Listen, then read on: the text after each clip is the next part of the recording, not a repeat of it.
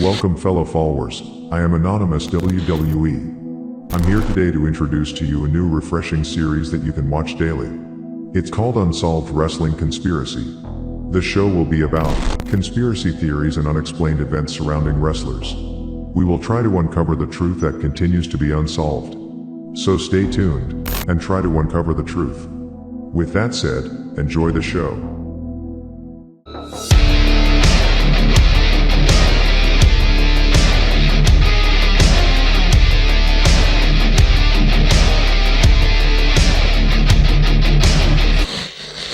Older wrestling fans around the world still remember that weird feeling they had when tuning into Raw and hearing Vince McMahon utter the words, "I own WCW." On September 4th, 1995, World Championship Wrestling produced the first episode of Monday Nitro live from the Mall of America in Minnesota. The card featured Brian Pillman vs. Jushin Thunder Liger, Sting vs. Ric Flair, and WCW champion Hulk Hogan vs. Big Bubba Rogers.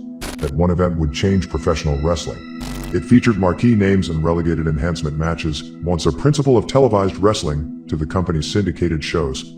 It would force Vince McMahon's then World Wrestling Federation to adapt or shut down.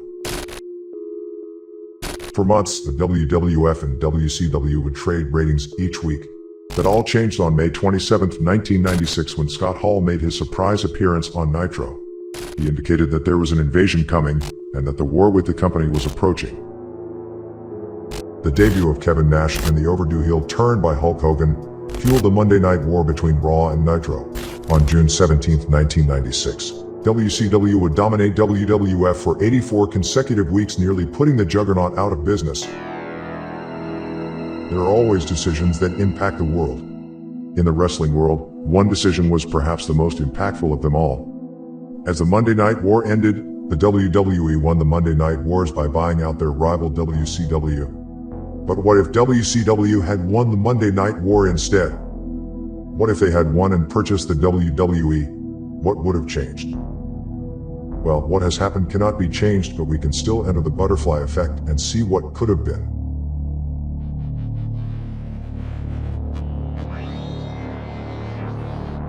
If WCW had won, there would obviously have been no WWE. The entertainment aspect may have, or possibly may have, not been endorsed as much, if not more, than the wrestling aspect of the television shows. WWE would not be a worldwide name. Instead, the bearer of that spot would be WCW. WCW would be that worldwide brand, replacing the WWE and everything with WWE's name at this time. With the end of the Monday Night Wars also came the death of ECW. Due to financial troubles, ECW sold out to the then richer WWE. ECW would have been a part of WCW, and most of ECW stars, if not all of them, would have been signed in a WCW contract as well. Like in the WWE, I believe that RVD would have been the most standout of all the ECW stars, as well as the most successful. Like the invasion angle in WWE, there would have been a lack of the opponents and no major name value on the main roster. Stone Cold, The Rock, and The Undertaker would be missing from the storyline because they wouldn't sign with WCW in the beginning.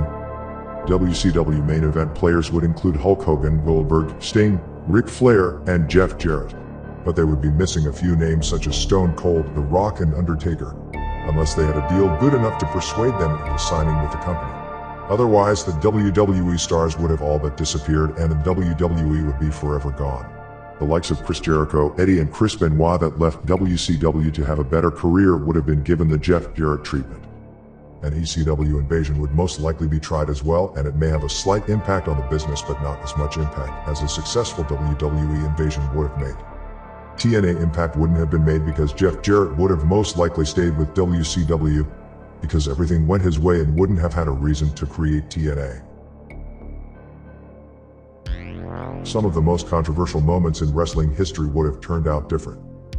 As for Vince, his ego would have most likely prevented him from joining the company at all, and he would have went on to create the XFL, and he would have failed again. The Montreal Screwjob wouldn't have been left with a happy ending or any ending at all. Controversy wouldn't have been made with the Chris Benoit incident. If Benoit didn't have WWE to push him and put his body on the line all the time, he may have still been alive right now and not made controversy within the wrestling world. He would have more than likely retired. Controversy, it may have happened, but not the way that it did. Our memories would have been destroyed and some wrestlers' legacies would have been tarnished. The Heartbreak Kid wouldn't have become one of the greatest to ever step foot in a ring because with the downfall of the WWE would come the end of Shawn Michaels, as he would never leave the company that he had given much faith to. Triple H wouldn't be a thing without the McMahons. He would simply be one of the rest. Without dominating most of his competition in WWE, how would he have ever gotten to the spot he's at now? The Undertaker would have been gone. The gimmick that has survived for decades would be gone and the streak would be tarnished. WrestleMania would be gone, and without it, stars wouldn't have been made and memories wouldn't have been created. Memories such as those jaw-dropping moments and tearful farewells involving the risk-takers, the technicians, and the legends. The iconic moments that made us remember why we were fans would be gone. We would have lost all of those moments. We would have lost all the legacies. But what if WCW did provide us with an even better outcome? Like Sting versus The Undertaker. If the Dead Man did sign with WCW, we would more than likely have seen the American Badass Taker. What about Hulk Hogan versus The Rock at a Starrcade pay-per-view? Imagine Steve Austin storming the ring on WCW Nitro, finally getting his payback on Eric for firing him in the past. WCW would have Vince Russo writing the stories, which would have been over the top. WCW would own all WWE footage, so imagine a WCW network. The divas on WWE would have either been wrestlers or part of the Nitro Girls. There wouldn't have been any bikini contests or risky content due to WCW Nitro being PG-13. Chyna may have had a long-respected career and much better treatment than she got in WWE, continuing her feud with Jeff Jarrett. Triple H would have more than likely joined and partnered up with the Outsiders. The WCW would have taken over the WWE Hall of Fame, making its stars the focal point. In the end, WCW had quite a few creative and business heads, including its late stages when people like Eric Bischoff, Vince Russo, and Kevin Nash were power brokers. Even if WCW had defeated WWE in the Monday Night War, there's little reason to think they'd stabilize for long. On the contrary, they'd go looking for another person to head up the company until someone truly stuck. More likely, until the company found its demise and closed down with all the mismanagement and millions being spent on big contracts. In the darkness looms Vince McMahon, buying back what is left of his once beloved company and starting all over again. In the end, it's all speculation and will never happen. The question is, what happens to WWE after Vince McMahon perishes or retires? Who takes over the billion-dollar company? Would Stephanie and Triple H sell the WWE to a bigger company? Find out on tomorrow's episode of Wrestling Unsolved Conspiracy, as we'll go in depth of the possibilities that await the WWE.